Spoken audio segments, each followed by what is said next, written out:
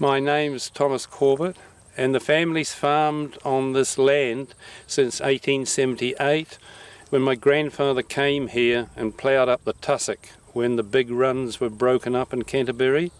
From day one, the family has planted shelter for various reasons. At the beginning, my belief is just to cut the moaning nor'wester out, because we have quite a harsh environment here for growing trees relative to, say, Ashburton or Geraldine even.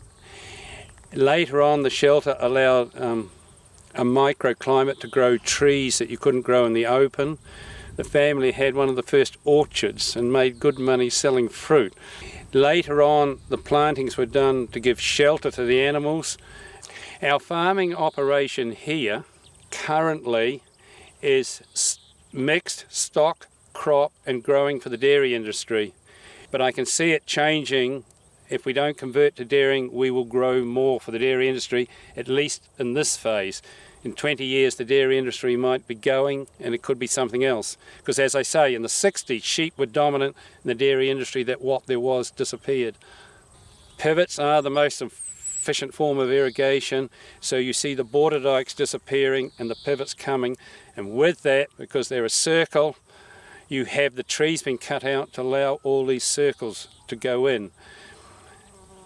In time, my belief is that people will plant the circles or part of the circles, so shelter will be put back in either for the benefit of the animals or because it's beautiful. People just like looking at trees and not a bare landscape.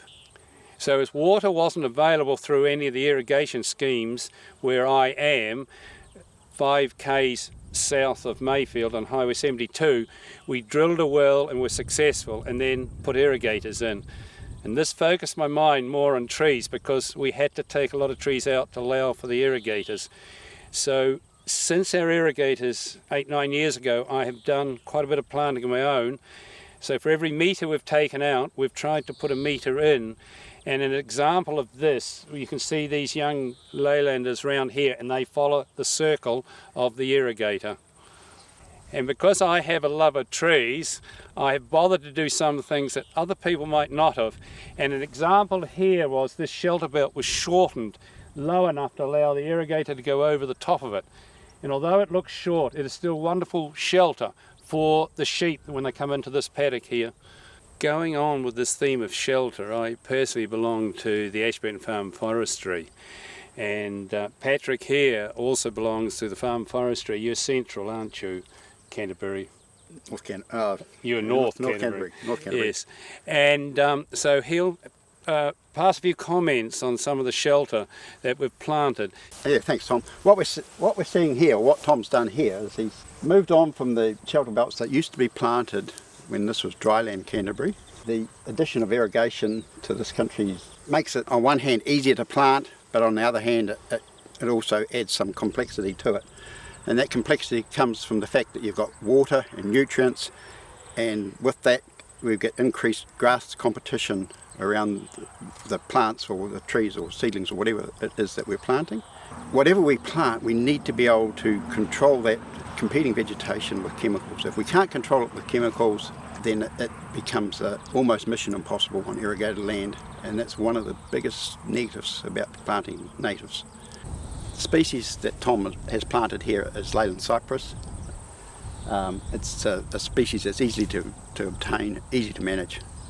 And the main variety is Leighton green, and then every 10th tree, for a bit of aesthetic variation, he's put in a Robinson's gold. The Leylands are just one of a number of species that could be planted in this situation. Crow's nest poplar, Lombardy poplar, flax, some others, just to name a few. We shelter and irrigators, and of which you can see one of our irrigators here. It is my belief that we had no damage to our irrigators, and a lot of that was due to the shelter. E.g. park it downwind. If it's got an arm, you can park it on the top side of the trees, because you get a stilling of the wind for at least 4 or 5 tree lengths above a big shelter belt. Okay, if it's below it, the trees can fall on it. And arms, of which this irrigator has one, suffered by far the most damage, was arms being blown off or broken.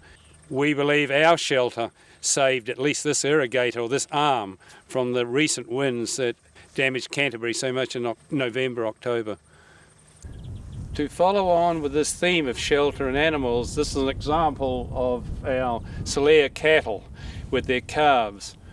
I personally plant and keep the shelter because we feel it's a real advantage to the animals to have shelter in windy, snowy or very hot weather. And a comment I would make is I think farmers will be under increasing pressure to show that they, or can demonstrate that they have shelter for their animals for adverse conditions.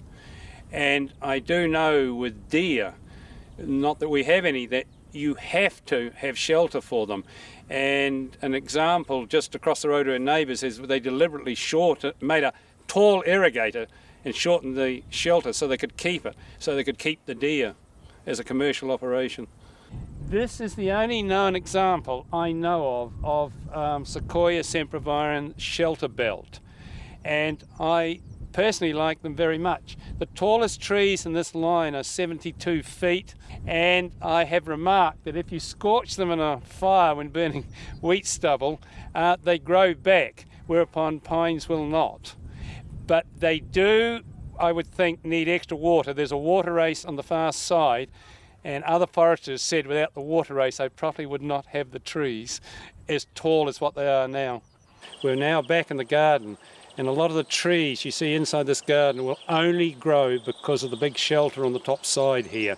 They just would not grow out in the wind.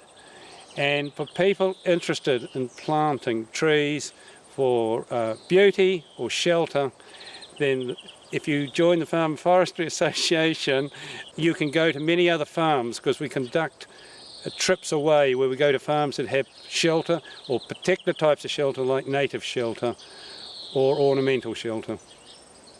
My final comment on shelter would be, if you want quick shelter, you plant a pine and you have the cost of trimming it and looking after it thereafter, but it grows quick. If you grow like our Leyland, they grow quickly but are not as aggressive in their side branching, so there's not the looking after of them. And if you want beauty, you have to put it in and wait.